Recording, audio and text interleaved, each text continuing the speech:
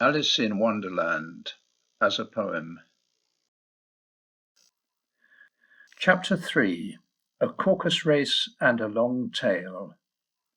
A queer-looking party they are, indeed, assembled on the bank.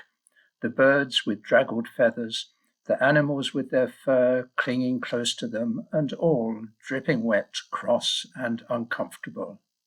The first question is how to get dry again. They have a consultation about this, and after a few minutes it seems quite natural to Alice to find herself talking familiarly with them, as if she's known them all her life. Indeed, she has quite a long argument with the lorry, who at last turns sulky and will only say, "I am older than you, and must know better." And this Alice will not allow without knowing how old it is. And as the lorry positively refuses to tell its age, there is no more to be said. At last the mouse, who seems to be a person of authority among them, calls out, "Sit down, all of you, and listen to me. I'll soon make you dry enough." They all sit down at once in a large ring, with the mouse in the middle. Alice keeps her eyes anxiously on it, for she feels sure she'll catch a bad cold if she doesn't get dry very soon. "Ahem," says the mouse, with an important air. "Are you all ready? This is the driest thing I know. Silence all round, please. William the Conqueror, whose cause was favoured by the Pope, was soon submitted to by the English, who wanted leaders, and had been much accustomed of late to usurpation and conquest.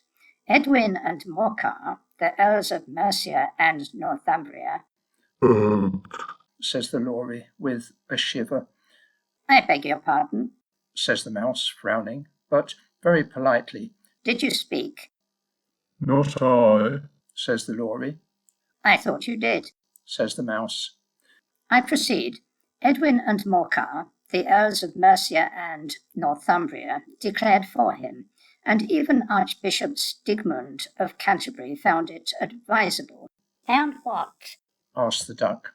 "Found it," the mouse replies rather crossly. "Of course you know what it means." "I know what it means well enough. When I find a thing," says the duck, "it's generally a frog or a worm. The question is, what did the Archbishop find?" The mouse does not notice this question, but hurriedly goes on. "Found it advisable to go with Edgar Atheling to meet William and offer him the crown. William's conduct was at first moderate, but the insolence of his Normans—" "How are you getting on, my dear?" it says, turning to Alice. "As wet as ever. It doesn't seem to dry me at all." "In that case," says the dodo, solemnly rising to its feet, "I move that the meeting adjourn for the immediate adoption of more energetic remedies." "Speak English," says the eaglet. "I don't know the meaning of half those long words, and what's more, I don't believe you do either." And the eaglet bends down its head to hide a smile. Some of the birds titter audibly. Says the dodo in an offended tone, "What I was going to say was that the best thing to get us dry would be a caucus race." "What is a caucus race?" asks Alice. Not that she much wants to know, but the dodo has paused as if it thinks somebody ought to speak, and no one else seems inclined to say anything. "Why," says the dodo, "the best way to explain it is to do it." You might like to try the thing yourself some winter day. First it marks out a race course in a sort of circle. "The exact shape doesn't matter," it says, and then all the party are placed along the course, here and there. There's no 1, 2, 3 and away. Instead they begin running when they like and leave off when they like, so that it's not easy to know when the race is over. However, after they've been running half an hour or so and are quite dry again, the dodo suddenly calls out, "The race is over," and they all crowd round it, panting and asking, "But who has won?" This question the dodo cannot answer without a great deal of thought, and it sits for ages with one finger pressed upon its forehead, the position in which you usually see Shakespeare in the pictures of him, while the rest wait in silence. At last the dodo says, "Everybody has one, and all must have prizes." "But who is to give the prizes?" they ask. "Why, she, of course," pointing at Alice as everyone crowds around her, shouting, "Prizes! Prizes!" Alice has no idea what to do. In despair, she puts her hand in her pocket and pulls out a box of comfits. Luckily, the salt water didn't get into it, and hands them round as prizes. There's exactly one apiece all round. "But she must have a prize herself, you know," says the mouse. "Of course," replies the dodo gravely. "What else is in your pocket?" Only a thimble. "Hand it over." They all crowd round once more, while the dodo solemnly presents the thimble. "Pray accept this elegant thimble." After which they all cheer. Alice thinks the whole thing absurd, but they all look so grave that she dares not laugh, and as she can't think of anything to say, she simply bows and takes the thimble, looking as solemn as she can. The next thing is to eat the comfits, which causes some noise and confusion as the large birds complain they can't taste theirs, and the small ones choke and have to be patted on the back. However, it's all over at last, and they sit down in a ring and beg the mouse to tell them something more. "You promised to tell me your history, you know," says Alice, "and why it is you hate C and D."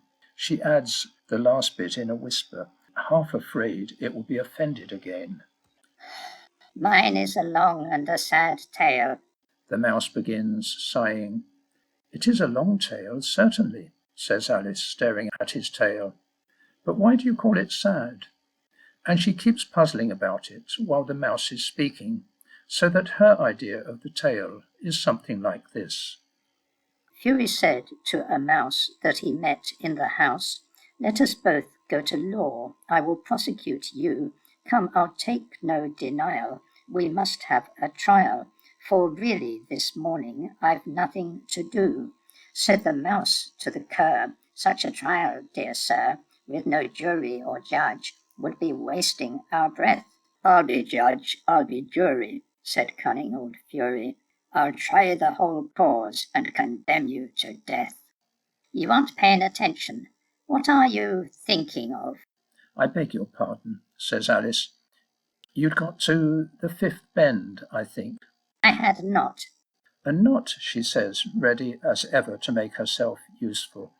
"Oh, do let me help to undo it." "I shall do nothing of the sort," says the mouse, getting up and walking away.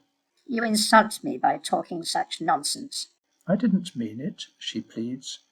"But you're so easily offended, you know."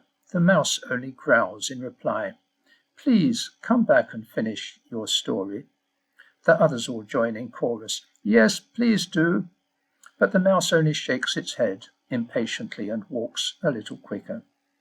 "What a pity it wouldn't stay," says the Lory, as soon as it's quite out of sight.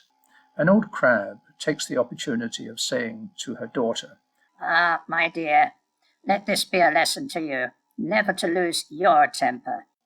"Hold your tongue, Ma," snaps the young crab. "You're enough to try the patience of an oyster." "I wish I had our Dinah here. I know I do," says Alice, addressing nobody in particular. "She'd soon fetch it back." "And who is Dinah, if I might venture to ask?" asks the Lory.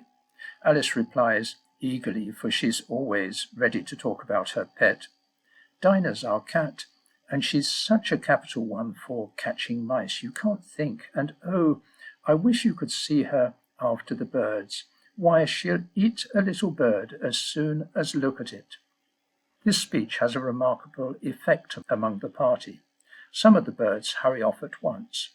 One old magpie begins wrapping itself up carefully, saying, "I really must be getting home. The night air doesn't suit my throat." And a canary calls out in a trembling voice to its children, "Come away away, my dears. It's high time you were all in bed." On various pretexts they all move off, and Alice is soon left alone. I wish I hadn't mentioned Dinah. No one seems to like her down here, and I'm sure she's the best cat in the world. Oh, my dear Dinah, I wonder if I'll ever see you again. And here she begins to cry again, for she feels very lonely and low-spirited. In a while, however, she again hears a pattering of footsteps in the distance, half hoping the mouse has changed its mind and is coming back to finish its story.